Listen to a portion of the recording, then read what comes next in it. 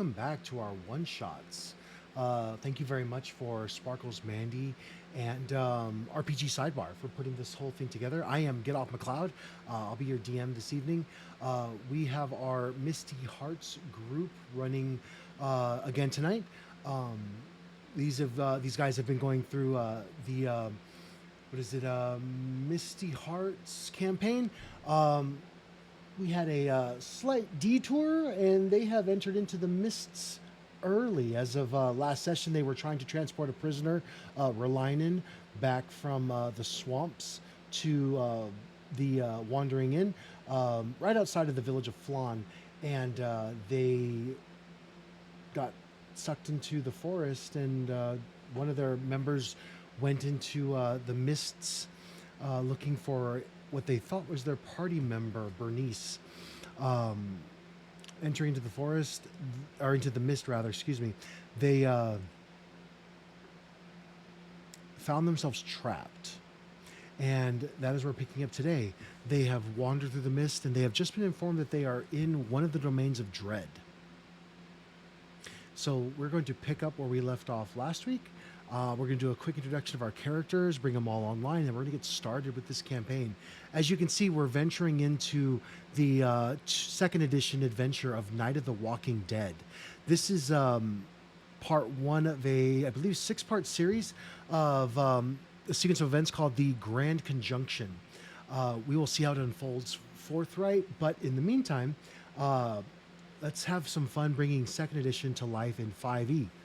Hell yeah. So, can we bring them on board? 1 second. Bug. Hey guys, You kind of paced along. Hey. Hey. how doing? Got good. Hello. Good. Good. Alrighty, so I've given a quick little synopsis of what happened last session. Basically, if you don't remember, you guys were traveling back from the swamp to the inn, and with your prisoner in tow, Relinen. He tried to make a break for it, and in all of his niceness and friendliness, Tavax decided to Eldritch Blast him, and he died. Just to get him to stop running. Tell him not to go near the Oh. woods. See, that's the problem with trying to attack commoners, guys. They have very low health points. Very low health points. Then you had ventured your way back to Flan with the corpse, and you excuse me, you entered into the forest, and you were surrounded by mists, and I believe it was Zinkus. You saw Bernice in the mists. Yep, and I had the great idea of using a rope. Mm-hmm.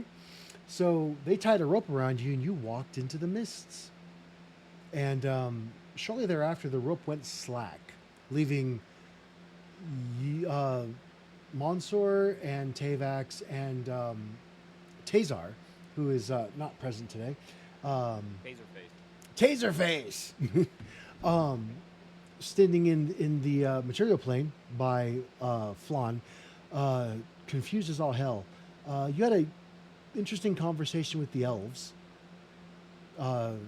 Zinkus, and then your party decided to follow you into the mists. As, excuse me, Scared off the hot elves. I mean, makes sense. As the party reconnects in the mists, you realize that you're in a different area than what you think you are. This is a clearing in a forest.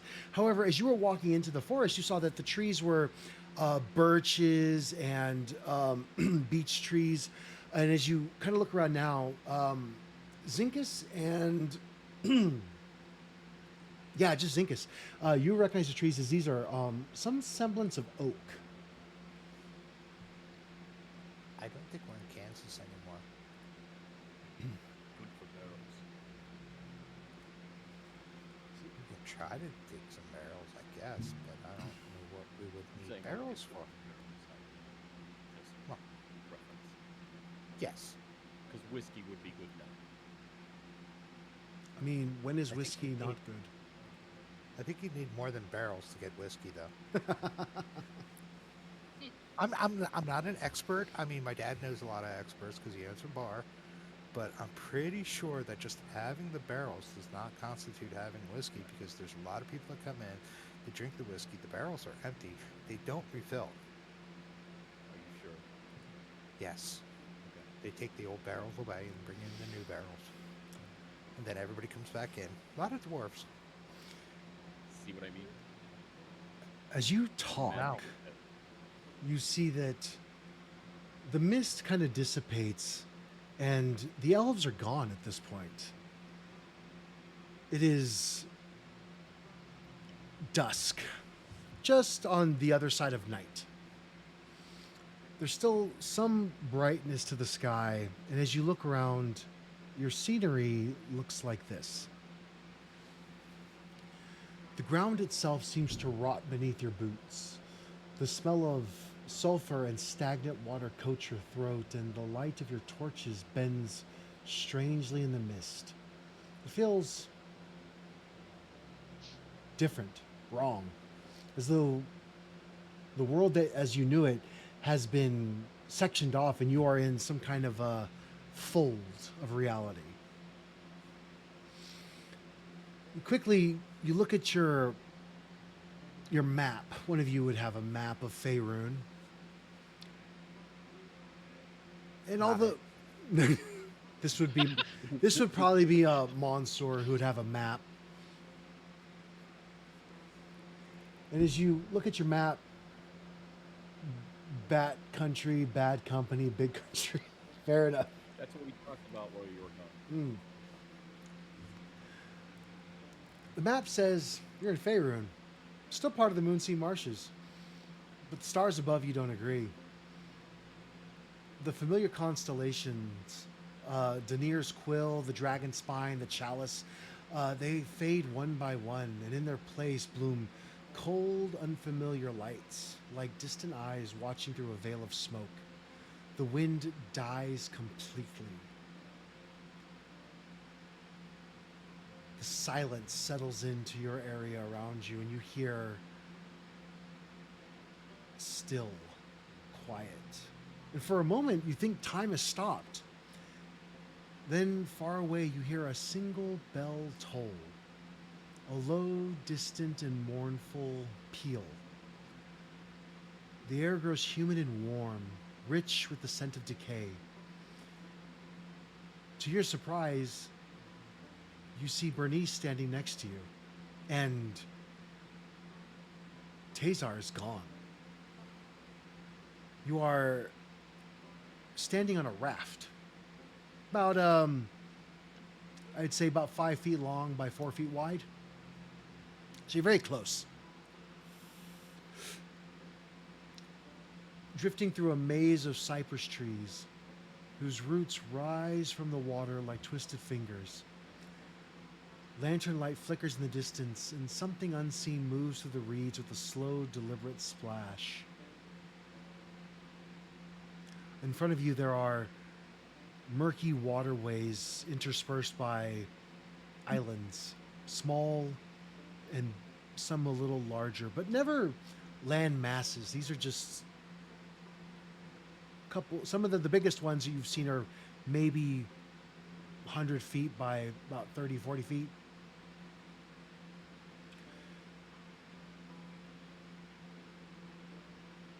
You hear frogs and crickets in the distance. And you see floating lights of amber floating throughout the underbrush. Some of them are moving. I need Tavax and Tavax, roll me an Arcana check, and the other three of you roll me a Nature check.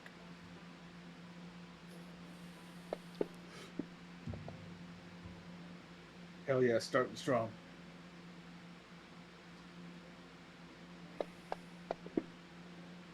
Really strong. Oh yeah. Yeah.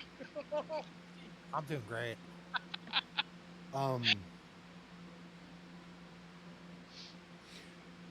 We failed. Monsor, the lights to you look akin to lightning bugs as they kind of move in the distance, and they don't move very fast. they're kind of floating through the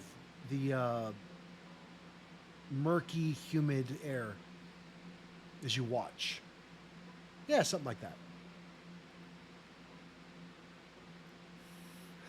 To your surprise, Bernice, you have a pole in your hand, one that is you can use to manipulate the raft throughout the short waterways.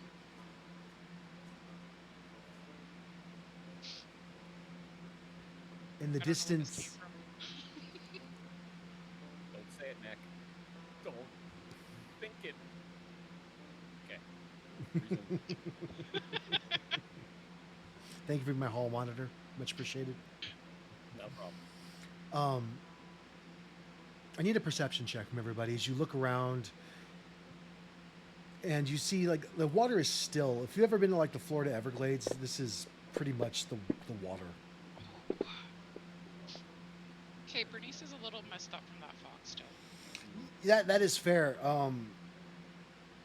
You kind of don't remember entering into the mist.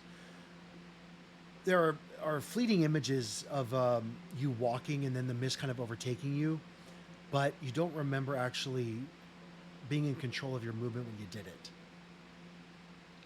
I'm just gonna look at my pole. It's a nice pole, about 10 feet long. Manning the hole. Very woody. It's sticky because it's a stick. Get it?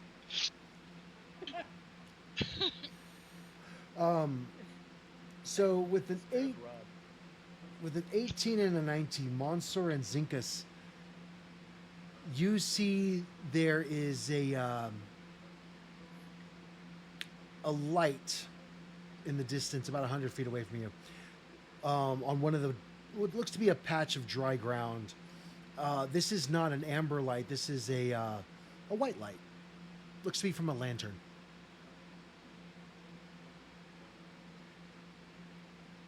There's a light about 100 feet Huh? ahead of us. In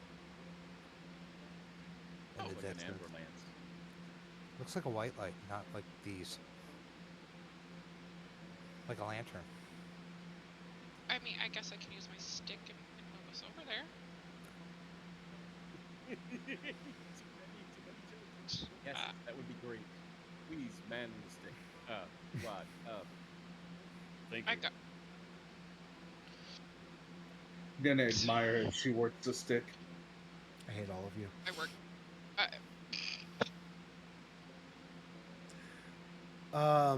I need a athletics or an acrobatics check, Bernice. As you, You know How what? We're athletic are gonna- you on your pole? Oh, I'm about to show you all.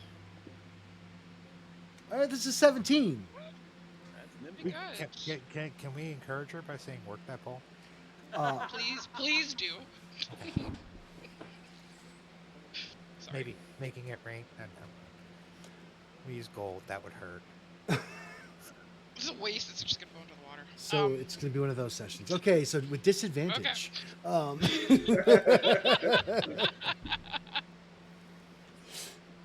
was just trying to help her work the pole more. I'm sure you were. It's good to know, Mac. If I ever need a gummy in a session, I'll just pull you in.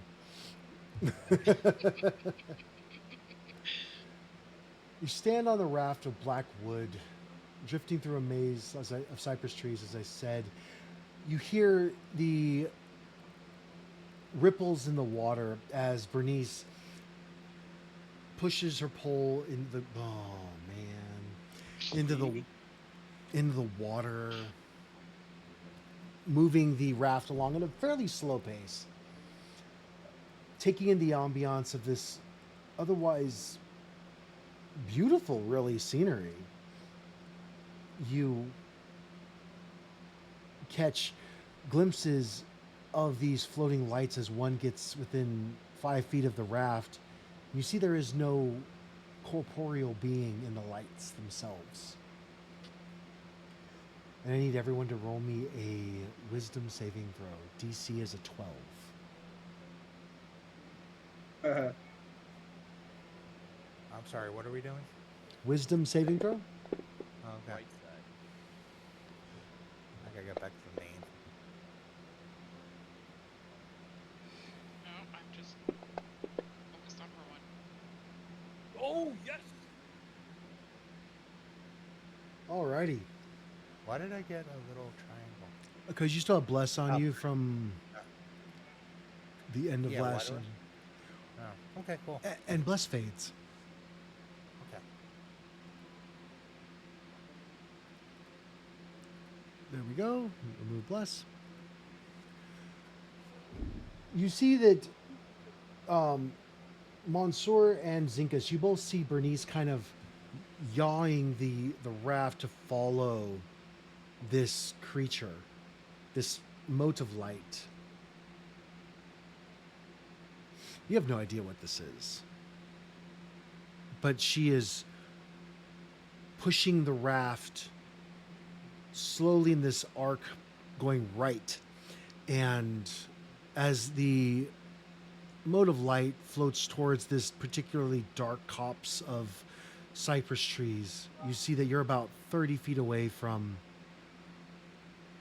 making landfall right next to this cluster of darkness and trees.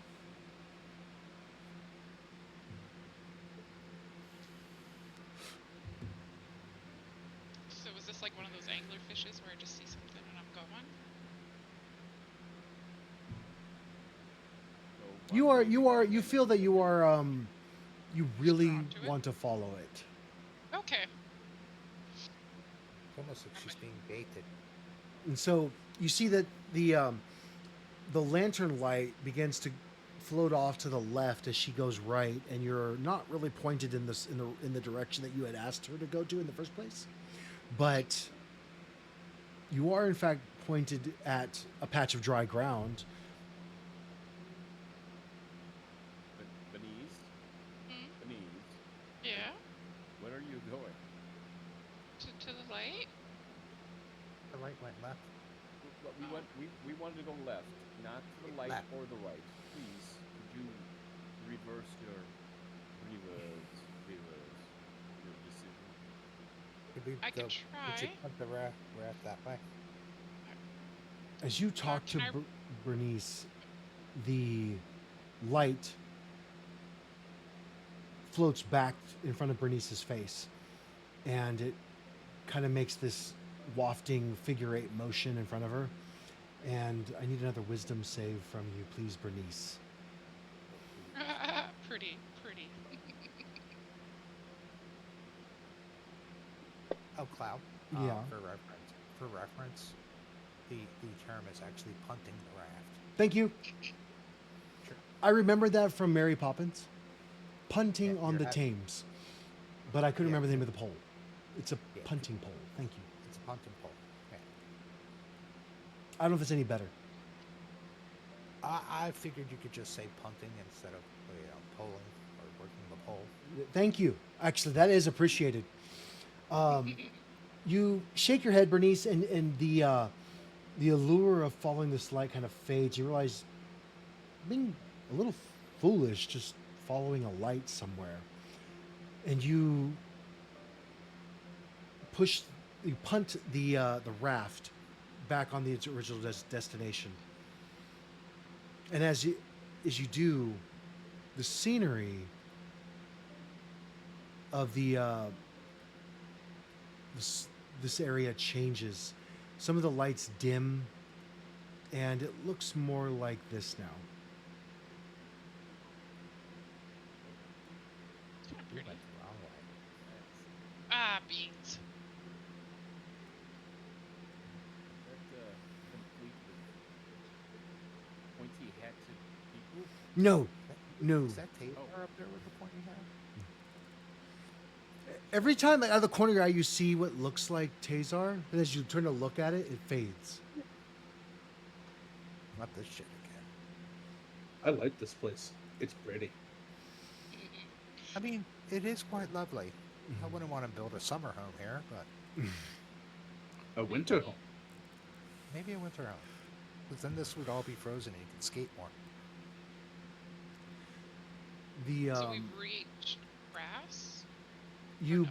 you once again you punt the raft towards the white light, and you're fully concentrating on just white light, get raft to white light, get raft to white light. Don't look at other lights. Look at light, white light, get raft to white light. Okay. And before you know it, you hear this soft lilting voice. Bienvenue, strangers. Welcome to Marais de Catarascon. And at that, the warm rain begins to fall, hissing against the swamp water like the breath of the dead. The road to Flan, you finally realize, is gone, and only this swamp remains. Beyond what? Flan, the city that was nearby the tavern you were staying at. No, what did he say? He said beyond something. Bienvenue, strangers. Welcome to Marais de Tarascon. It's a female voice. Hi, how are you? Enchanté. You want to be friends? I'll stick my hand out. Don't shoot her.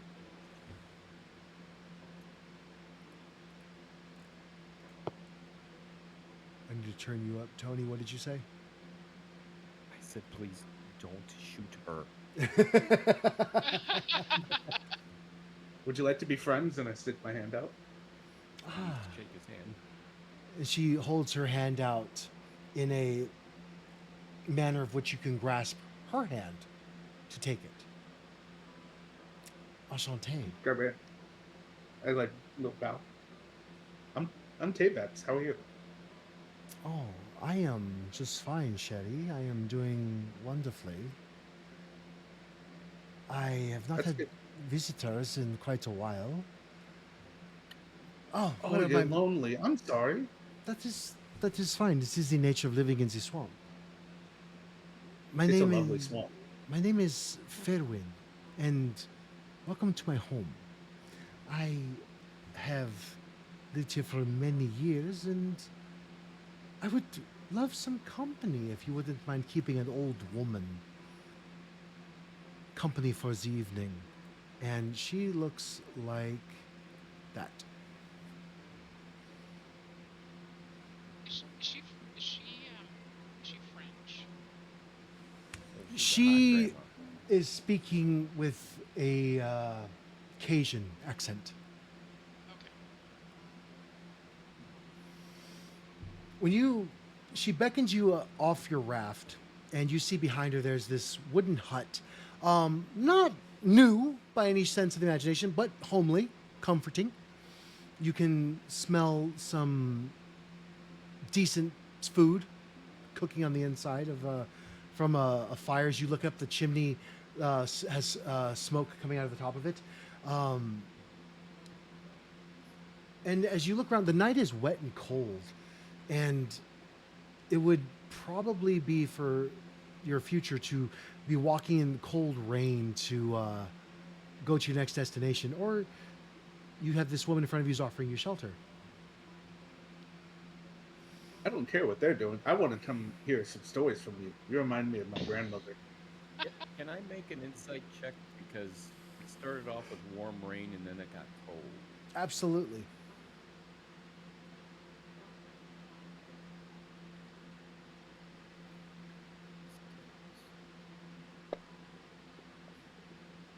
So the 21, you realize that the DM is an idiot and forgot he said warm rain. I was just thinking, something was maybe something was amiss and I might have caught it, but that's okay. Also, I'll give you more with the 21 on an insight check. You look at Fairwin, and you see her eyes sparkle with a kindly goodness of a creature that just looks for helping others and companionship. You sense no ill will on her. Now, travelers, come closer. You may find shelter in my house for a few hours. Keep a tired old woman company. Would you like to come inside and maybe have some supper? Excitedly, I say yes. I'll follow him. I think Tevix. she's a good one. Tevix. She's a good one. Come here, Go for Tevix. it. Tevix. Leave that pole alone. Bernice, leave the pole. Leave it. I firmly put it in like the swampy like mud so it doesn't. Where did the raft come from anyway? Excuse me, Magic. the Sherry the Rouge, with the red skin, red, rouge, red. You might want to pull your raft out of the water. The tides can be a little funny throughout the evening. You don't want your raft floating away. That would be unfortunate. Fair enough. I will secure my pole and then pull up the raft. Secure in the pole. It's always good to secure your pole. Secure the pole. Mhm. Do I Now, have to do a strength check for that? I don't know how heavy this raft is. I mean, your strength is what? It's an 18. Roll me a DC 8 strength check. Can I assist? Yes. So you have advantage, Bernice. Okay, hold on. Advantage? Right. As you and Zinkus pull the raft out of the murky bog and onto the spongy, dry ground. No, a strength check, ma'am. Oh, sorry. Okay.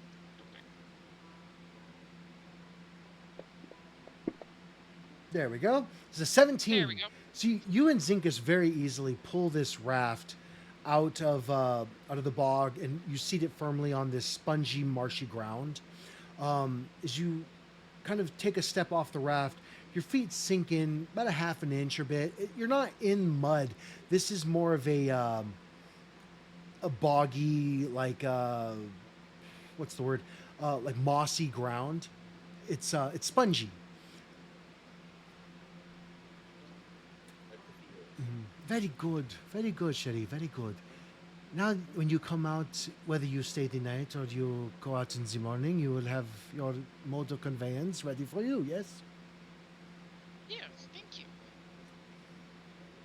Now, who might you all be?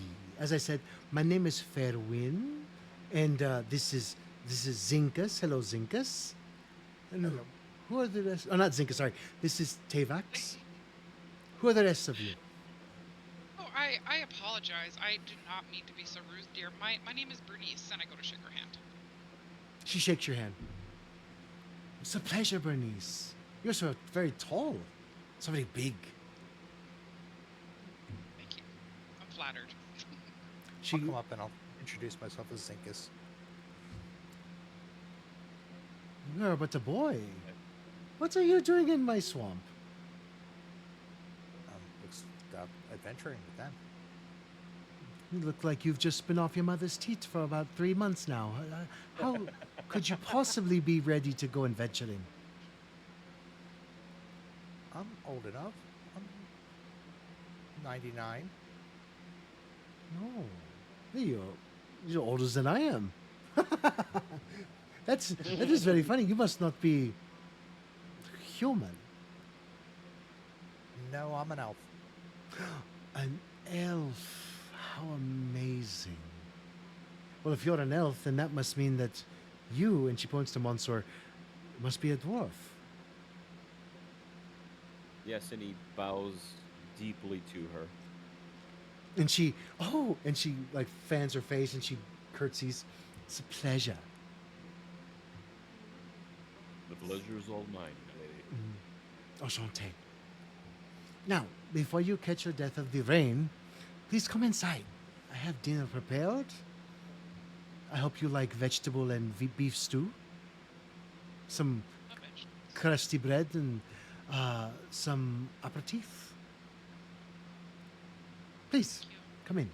That sounds wonderful. Thank you. Sounds great. As you enter into her home, it's very simple. It's 2 rooms, a bedroom, and then a main room which is a combination sitting room, kitchen, and pantry. Please make yourselves at home. We have the settee over there where three or four of you may sit. And I have, oh, we have the lounge chair, which uh, you may sit in, Mr. Tavax, being my friend, as I will accept your friendship. Tavax, the chair is obviously about a size too big for you. Like, run over there and jump in it. Now, what brings you to Saronye? We were actually on our way back, and some mist rolled in. I got lost. I lost the boys. And then just as fast as it came, it was gone. And next thing you know, we were on a raft and steering our way here. I kind of got lost. I started following a light. And then I snapped out of it, and we ended up on your doorstep. And I apologize for that, but we are very grateful that you let us in. So we just kind of ended up here. Oh, you follow the light, and you see that she reaches into her pocket and pulls out a dead crow's head, and she shakes it in the air, mumbling a few words that you can't hear, and she says, "You must beware of the lights. They are the fufale. You do not want to traverse with the fufale. Fufale are temperamental creatures. They sometimes will lead you to salvation, but most times they will lead you to your mort, the death." I will make note of that. I really appreciate it, but right now I will be thankful in the small sense that we ended up with you and not with them. I too am grateful for that. That is small blessing in this land. The It's interesting though, you were going from here to somewhere else. The land of Seronier is sectioned off from anywhere else. You walk long enough and you will get to the mists. And then you will find yourselves walking out of the mists right back where you came from. Interesting. Sometimes with the touch of the madness. Yes? We were in a land called Flan. I do not know this flan. I have lived in Seronier for 85 years, and this is the only place I've ever known to be home. I do apologize for my lack of information, but I trust that if it is any condolence to you, you are safe, and I will do the best I can to offer you all the hospitality I can muster. Oh, that is very much appreciated. Is there anything we can do to repay you for your hospitality? I like stories. I like to hear about the goings on of others, and maybe perhaps a single gold piece or two. That's always decent when I have to go into the Terescon, the nearest village, to buy supplies. A couple of gold always makes things a little easier than having to barter for, well, tinctures or little trivialities that I am maybe able to produce. I produce a gold piece and hand it to her and say thank you. Oh, the gratitude is mine to you. Thank you so much. And she takes it, she puts it into an unseen pocket in her frock. And she pats it. I thank you for keeping a poor old woman company. You seem like adventurous people. Maybe you would be interested in something that happened recently. I have a little bit of news. If you're of the type that go off looking to find trouble and cause its demise. Absolutely, we are. I love a good story. Well, a few days ago, I was looking for some herbs I needed to cook near the swamp in the west, right near the mist. When I came across a curious object, she pulls out an ivory scroll case and takes the lid off of it and pulls out this roll piece of parchment. And inside there was this text of which I really didn't understand much. You can read it if you'd like. Maybe for people like you, it might have some value, or at least a sense of what its greater purpose is. It seems more sort of a poem. And I'll read it. she hands it over to you willingly. All right, I'll unroll it and see what it says. I'm not going to read it out loud, though. Okay. You see 8 couplets or 4 couplets on the scroll. Okay. It says, "The night of evil shall descend on the land when those hex of signs are near at hand. The light of the sky shining over the dead shall gutter and fail, turning all to red. 7th time the Son of Suns doth rise to send the knave to an eternity of cries. In the house of Dagon the sorcerer born, through life, unlife, unliving shall scorn." And I put that in the chat for you. Thank you. Oops, great. I just reposted it. Now it's in the chat twice. Now, I found this amongst the bog, and it does not feel very evil, but its words they're not the nicest of words. I think you can agree, yes? Do me, yes. I don't have any idea what this means, but it seems like it's some sort of a prophecy. I have no use for this thing, and if you are of the mindset to go and try to ferret out its mysteries, you may have it. Thank you. Who's gonna hold on to that? I'll hold on to it. All right, Zinkus, I will add to you a ivory scroll.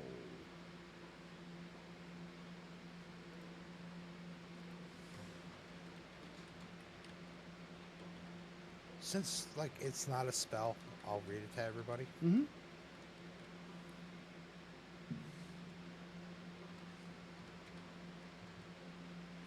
That is quite the riddle. It has been very troubling, vexing since I have found it. I have pondered many evenings on it the last 3 days, and I have not been able to discern its meaning. I do not know this house of Dagon, and I've never heard of the Son of Suns, and I am familiar with some of the ancient magic of this land, this voodoo that seems to be very prevalent in this area. But 3 days? yes, Does any of this strike a chord with any of us? I would say no. This is a land that you've never been to before, any of you. Fair enough. Oh, I was just making sure it wasn't Yeah. like us. Mm-hmm. As you look over the scroll, she puts 5 bowls, 5 spoons, and a big platter of bread on the table. There's this picnic bench style table with 2 benches on it, and she lifts a cauldron with 2 hands off of the fire and places it on a trivet on the table. When I see her start like lifting the cauldron, I'll go over and offer to help. Oh, thank you very much. Yes, please. It's just right there on the trivet, and you see that it's.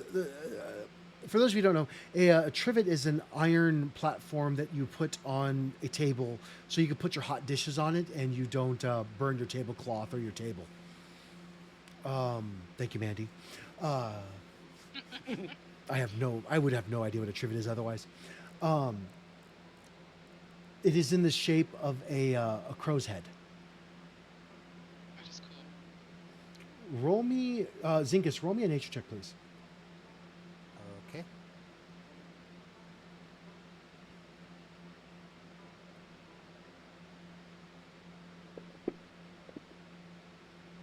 Cool, with an 11. You recognize that it's not a crow's head. The cranium is a little smaller. The beak's a little bigger. It's a raven, actually. Okay.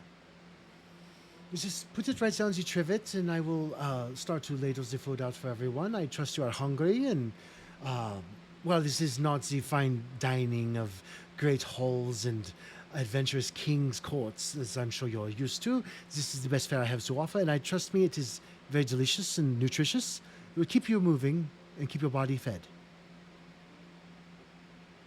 I'm We sure it's appreciate it delicious. very much. It does, in fact, smell very delicious. Uh, Don't worry, we've never been in a king's court, so you're yet.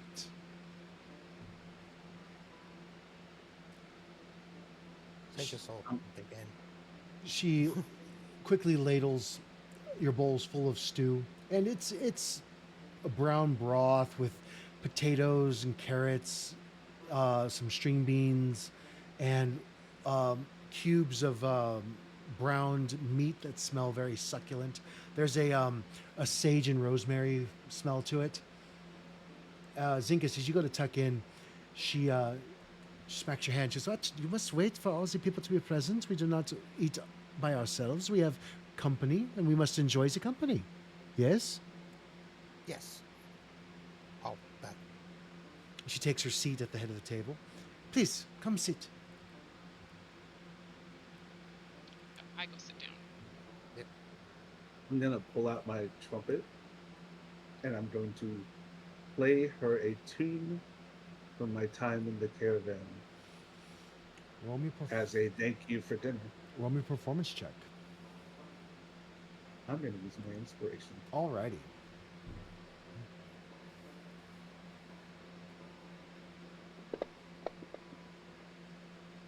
All right, with the 19. Is it what kind of a tune is it? Is it happy, sad, dirge? What do you, It's a happy one because that's mostly what our caravan played as we trolled along. She takes her shepherd's crook staff and she kind of taps it to the ground to your song. And as you finish, this was very lovely. Thank you very much, friend Tevax. We have dinner and a show. That was beautiful. Well, I don't have much to offer, and as we're friends, I'd like to give something to you. So that was for you. It's a song of my peoples. You have given me something that no one else can, which means it is a very valuable gift. The gift of your music from your place.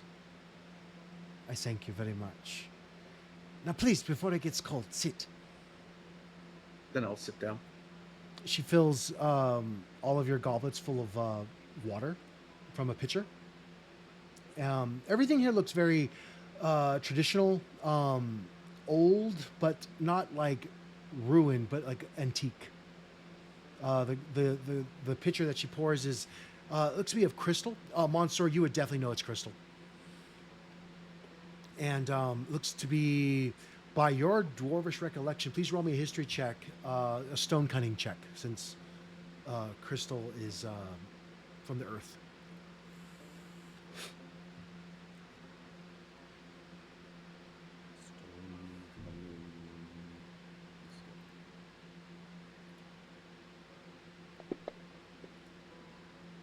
All right, then 11. You feel that this is at least 300 years old, and it has been very well maintained and taken care of. There are no chips, and it is probably worth a good amount of gold in the right market. You look and you see that the plates are of, they are carved from shale, and they have been given a some kind of a resin coating. So they look very pretty, but then the resin, of course, keeps the elements in the shale not in your food because shale's porous. The cutlery, so it's basically just a fork and then a butter knife, is, or not a fork, sorry, a spoon and a butter knife, are made of bone. And she passes the platter to Zinkus. "Would you please cut the bread and so we may have our supper?" I'll slice the bread up. Beautiful. Thank you so much. This is a very dark brown, crusty bread, like pumpernickel bread almost. Has a very earthy, very grain smell to it. Very good. Makes you salivate, and it's still warm. And as you tuck in, the food is delicious. She eats along with you. And although this is a very simple fare in a very simple setting, you eat your fill. And when each of you are done, she brings out these smaller goblets, these about 1 ounce size wine glasses, and she pours this dark, like almost blood red liquid into it. And she says, "Do you fancy the swamp berry wine? I make it myself. Very potent. Don't drink too much." Oh, It, that it looks would be delicious. rude to say no.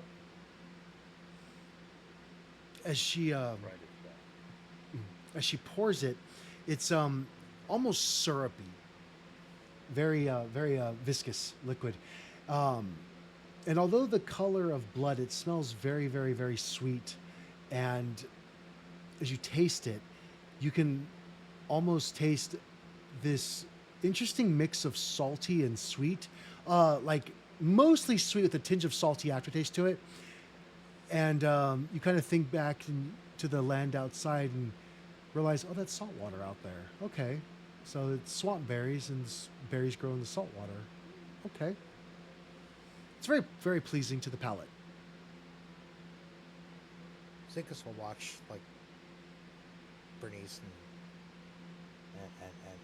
and Mansoor and the lady. 'Cause he has no idea how to drink this stuff. Look, kind of take his clues Mhm. from them. You see on that what to do with it. you see that as you're watching, she takes up her very small wine glass. It's an aperitif glass, and she just takes a small sip from it, like maybe about a fourth of the liquid inside, so a fourth of an ounce. She just and she lets it sit on her tongue for just a moment, and then closes her eyes and swallows it, looking very pleased with herself. Each batch is a little better than the last. It's a labor of love, vintning and making wine. This is something my father was very good at. I have learned this skill over many years, but I still feel I'm not as good as he was. It's very delicious. Mm. But Yeah. like you said, I think I might take it a little easy on it. Yes. The Swanberry wine is very aggressive if you imbibe too quickly. Plus, it is not meant to get you drunk. It is meant to enhance the palate after a meal, settle the stomach, and fill in the cracks.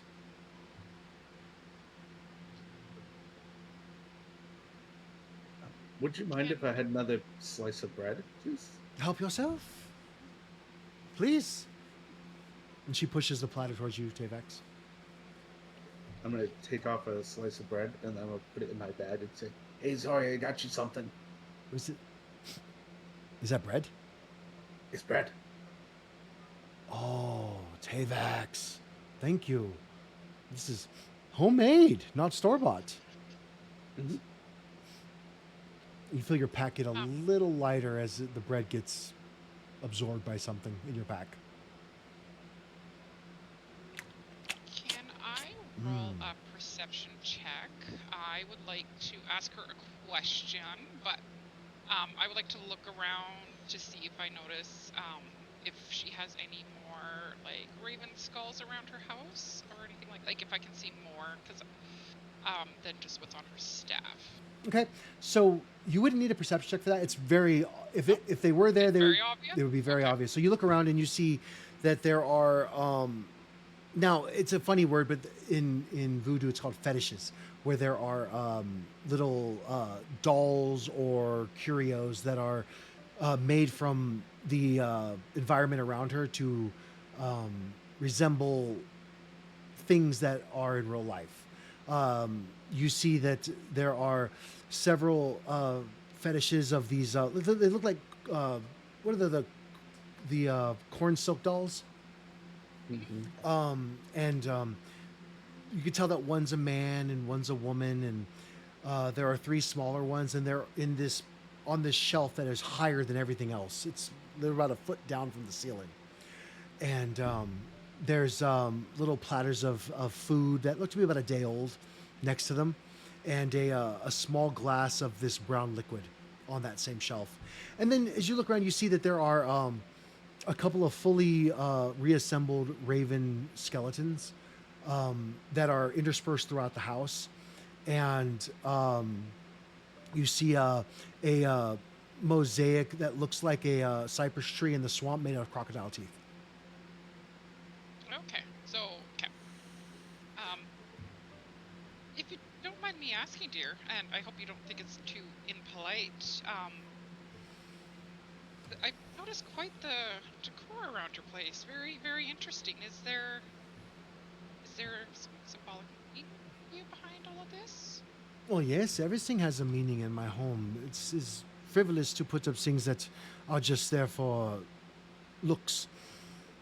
The and she points to the shelf with the dolls on it. She goes, "This is my mother and father, my siblings.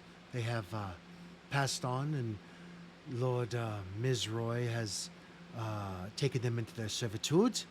Um, there is the ravens, which they keep out the spirits of the dead. They ferry them away from this place.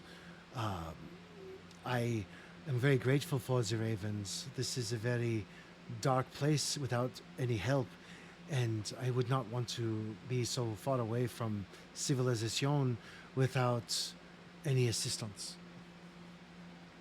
I'm so sorry to hear that. Okay. I do apologize.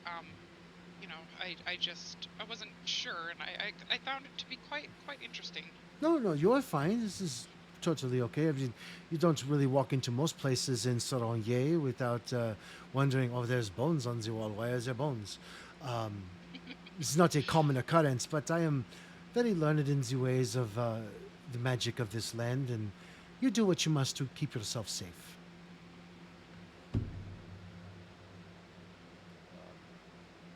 I I think sit back in my chair, just absolutely completely full, and thank her for such a lovely meal. Hmm. Monsieur says, so these are protect pr- runes of protection. You could call it that, yes. They are here to ward off the evil spirits, the Fufale, that they do not come near this place very often. And when they do, one of my little winged friends here their spirit comes from the beyond and shows them another course of travel than into my home. Well, can I have the spelling of her name so I can write that down? Yes, sir. It is in chat. Thank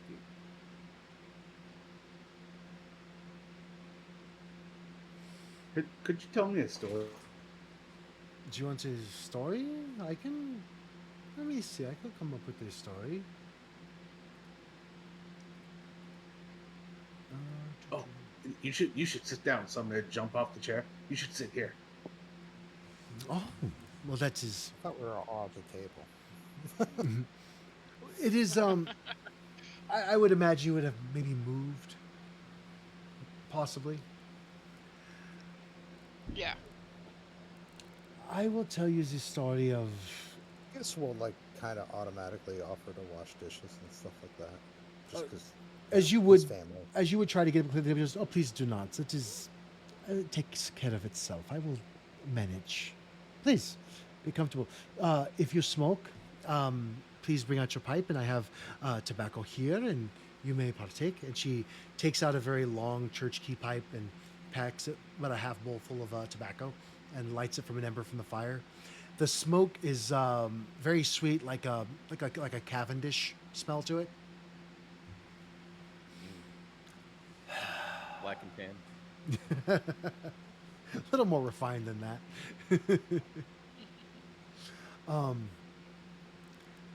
So, the land of Soronier is very old. there was the Lord Mizroy, Anton Mizroy. He is the ruler of these parts. And there was a time when he was living. He was a great man. Evil, but a great man. He fought and sought to conquer an area full of swamps and bring peace to the swamp people that lived inside of it. Much to the chagrin of the barbarian tribes that lived inside of the swamps themselves. And when he was slain in battle, the Malfoy, the dark powers, brought him back to life as the lords of the undead. And now, Saronye is a land where zombies and the undead walk. They do the bidding of very powerful necromancers and, of course, the Dark Lord Mizroy himself. But they're not all dangerous. They're very helpful. They are used to work. They're used to build new buildings and to prepare existing ones, to explore the marshland and to fight in case of the dreaded Loup-Garou. Have you ever heard of the Loup-Garou? No. Mm-hmm. Aren't they like werewolves? Just talking about the blood. The Loup-Garou are, I guess you would call them werewolves, but they're worse than werewolves. They are stronger. They are bigger. They are very much more dangerous. They hunt in packs. They slaughter anything they see. There's only one thing that will stop a Loup-Garou. One thing alone. And she holds her breath for a pregnant pause. And she goes, 13 coins.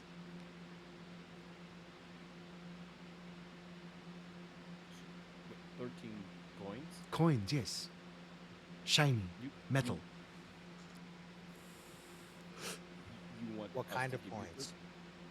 The shinier the better. Gold, silver. Copper does not work very well. It does not glint. You were saying, Mansour? I was trying to figure out if she was asking for coins. Oh, no, she's telling. It's a statement. Oh, okay. The Loup-Garou are cursed, you see. Part of their lycanthropy is they have an insatiable sense of curiosity. I feel the Dark Powers, they had a bit of fun giving them the curiosity of a cat while they had the semblance of a dog. I like that. That's good. They're also very simple creatures, and when transformed, the Loup-Garou cannot count past 12. But they must count any number of similar items you throw on the ground. So if you throw 13, they must count forever. Interesting. So if you like put the coins in a circle, It does not matter They'll the just shape go of the one coins. down. You could just toss them on the ground. and they will just keep counting them. But if they get to 13, they start all over again. They get to 12, they cannot go to 13. They do not understand 13. Writing this down. Guru? Please make sure there are 13 of the same coins. For if you do 6 of one and 7 of the other, they will count to 6 and then 7 then kill you. Oh, okay.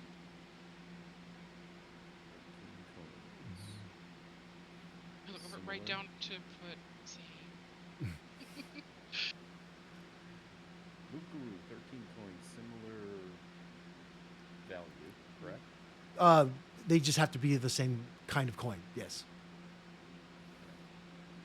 So 13 silver pieces, 13 gold pieces, that all works. 13, what are those, the beads that you get when you're a rogue? Bearings. They're shiny things. Oh, gotcha. 13 Just of not anything. copper. right? it has to be shiny. Yeah. If it Yeah. is, if it is not shiny, their eyes they do not work so well, and they will not see it and pass right over it, not even realizing they are supposed to count it, and well, then you will die. I do not want to see you die, for if you die from the Lucaru, you are doomed to rise and become one. Now, Oh no. the Lupgaru, most of them are people that are cursed.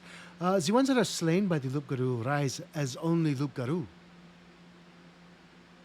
Oh, okay, so there's no changing. You're just a smelly, oversized, wet They dog. do smell quite bad, yes. Ugh. If you smell the smell of rotting bodies and musk, that is the Lupgaru, and I would run or climb a tree. But even the trees do not provide much cover. Question. Do not need to raise your hand. This is a free conversation. I'm bad with conversation if you haven't figured out by now, but when it comes to what you said about the Lucaru and the 13 shiny items, does it look, does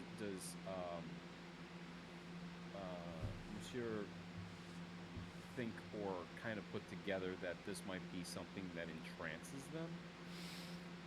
Roll me a religion check.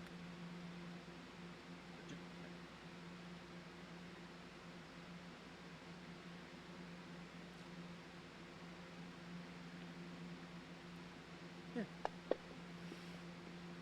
All right, with the 10. You do not put together that they're not charmed. They are more beholden to count. Counts. Okay. Mhm.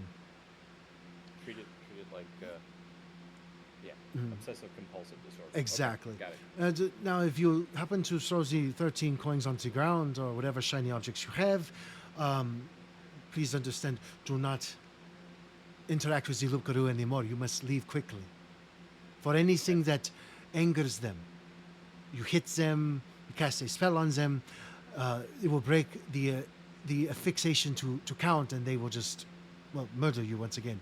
And to describe the Lupkaru, gray fur, 10 feet tall, long claws that are very, very good at rending flesh.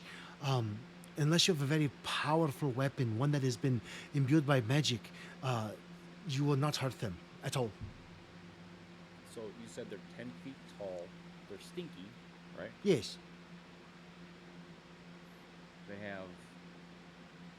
You say long tendril nails. Yeah, That's how they- claws, yeah. Claws. And very sharp teeth. But I felt that went without And saying. they're strong. And they're strong as hell. Very strong, very fast. Yeah. Ooh. Yeah. When they run, they make the sound of panting as they run. Oh no. Is there anything that happens if you get bitten or hurt by one of these? The curse can transfer even if they don't kill you. You have to be very strong of constitution to beat off the curse. And if you do not, you will not turn into a Lupgaru.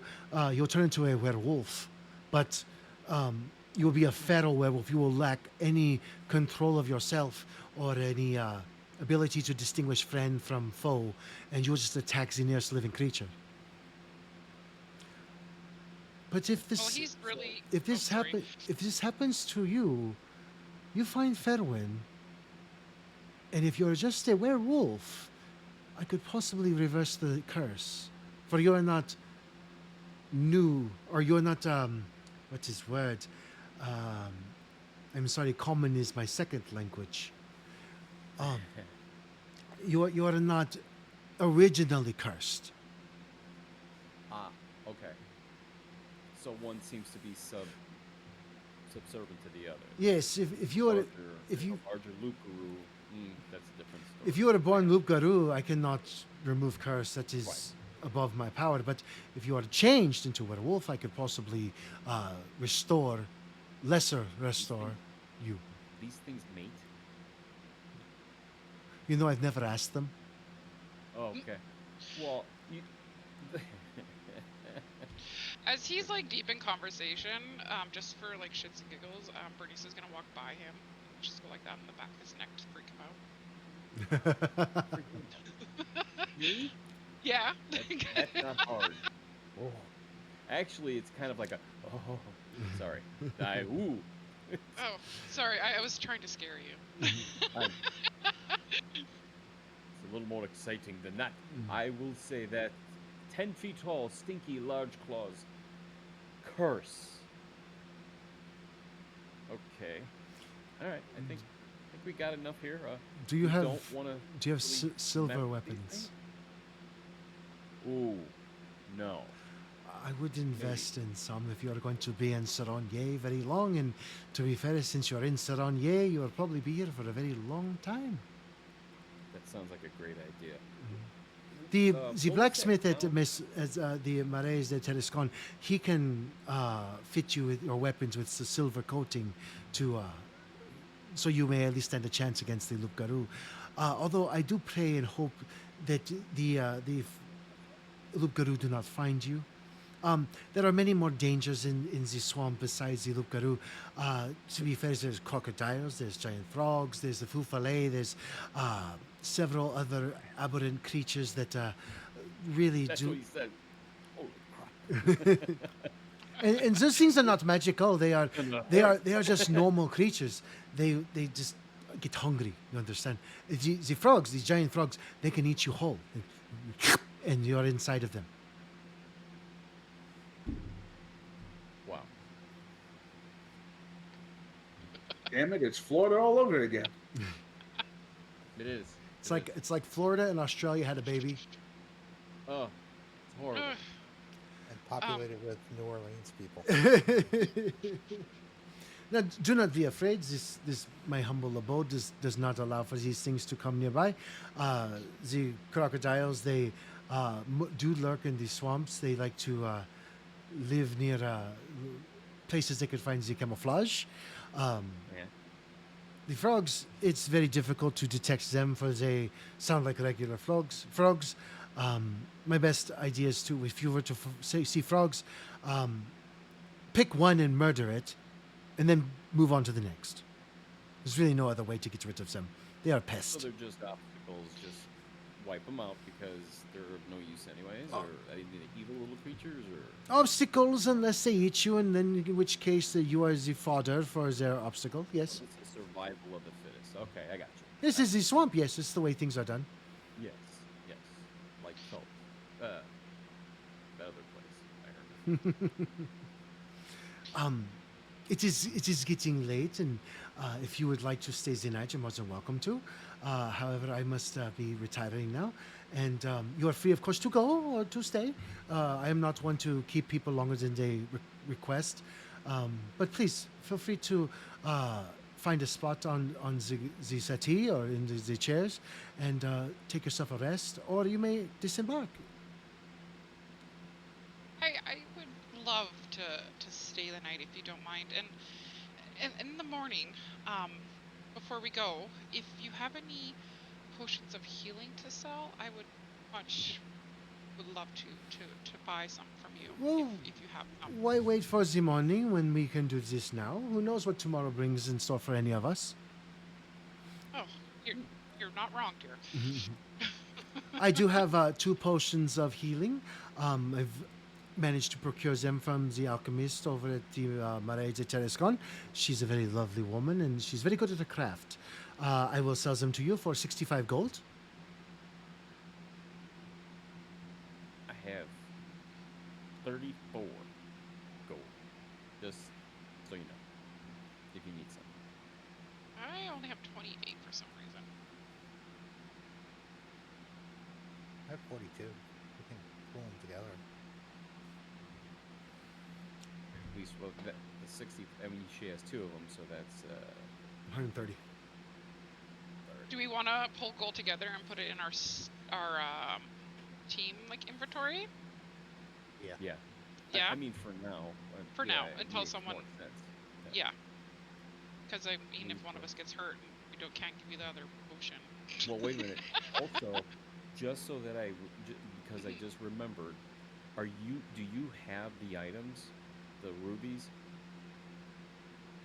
Me? Yes. Oh yeah, from Relinan's quest. Yes. You have the box of jewels. Mm-hmm. Oh. Oh, Oh yeah. yeah. Yeah, you do. Oh yeah. Okay, that's why we wanted to find you too. You're like, wait a minute. Wait I a minute. dropped the box somewhere. So, Peaches, will you please roll me a D100? Uh-oh. D100. Yes. What did I just do? Nothing. Nothing bad. Mm,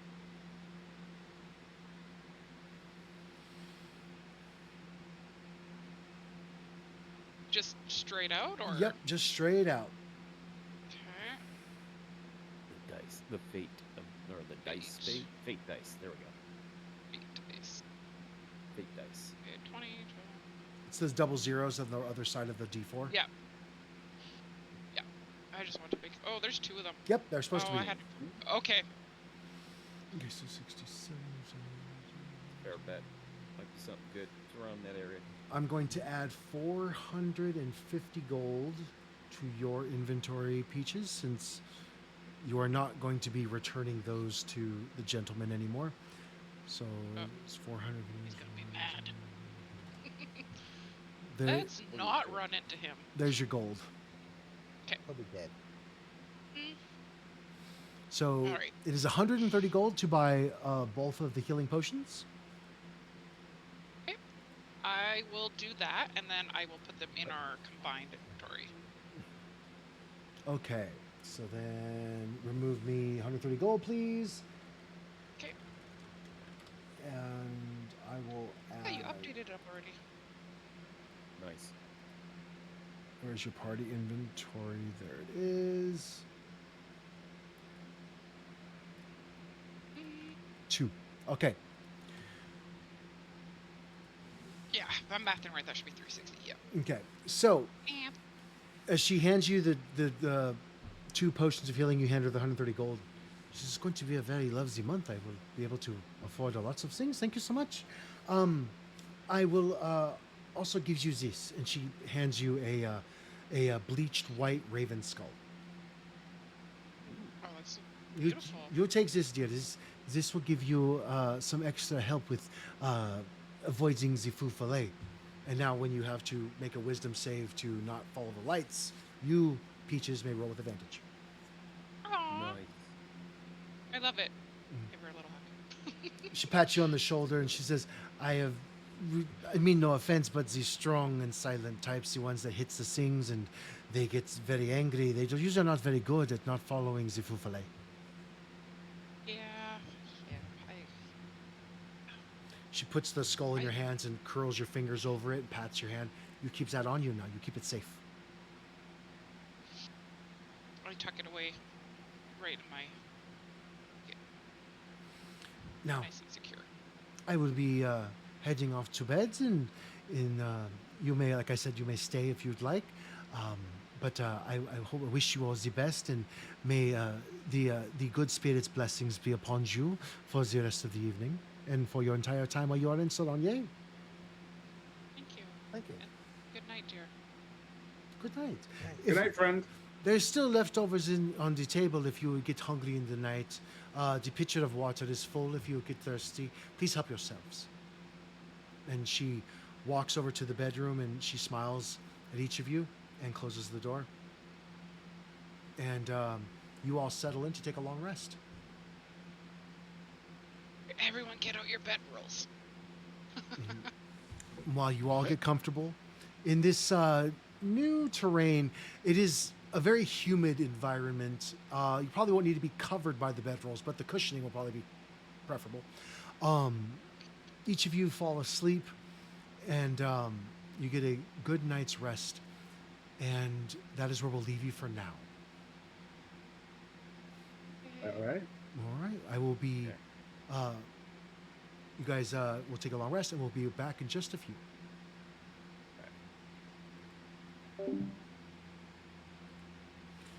Okay, so we're gonna leave them there to take their long rest after meeting Fairwind, the swamp lady. She's very nice, very kind, although not much to look at, but that's okay. Sometimes really beautiful things come in very normal-looking packages. I am Get Off McLeod, your DM for this session, and I thank you so much for following along with us. I hope to see you next time. Once again, if you want to watch us play D&D in our live play, you may go to twitch.tv/sparkles_Mandy, where we play live Sundays at 5 p.m. Central, and Monday, Tuesday, and Thursday at 8 p.m. Central. Thank you so much. Hope to see you next time. Have a great evening. Bye.